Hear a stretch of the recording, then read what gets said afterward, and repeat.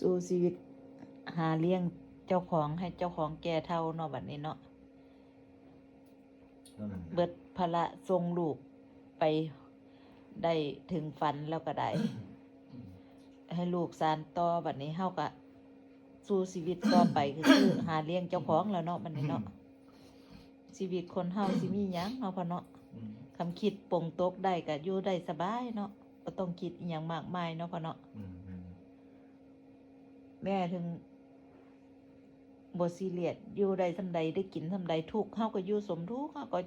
อย่าไปแล่นน้ำก้นเขาละเขาผู้มีเนาะพ่อเนาะทุกข์เฮาก็อยู่ของเฮาเหมาะๆแม่ๆไปกินของเฮาเหมาะๆแม่ๆไปแม่คิดว่าพอคิดว่าคือแม่บ่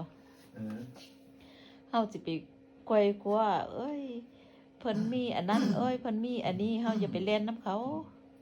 เขาได้มีก็บุญวาสนาเพิ่นเนาะพ่อเนาะเฮาก็บุญวาสนาเฮาอยู่จำนี้ก็ว่าแต่มีข้าวกินก็พอละแม่ว่าต้องดิ้นรนอีหยังมากมายย่าง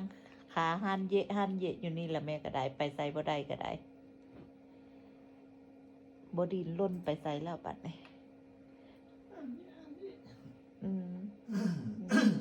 มีวาสนาได้ย่างแผ่นดินซำนี้ก็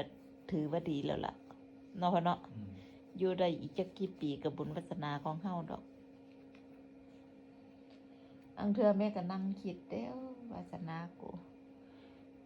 มันก็สิมีหยังมีแต่อยู่ไปซ้ำตายซื่อๆแล้วบัดนี้เนาะ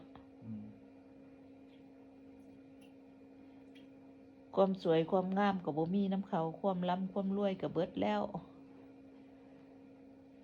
มีแต่หาเลี้ยงชีพเจ้าของไปได้อยู่ไปมือๆก็เอาละแม่ว่า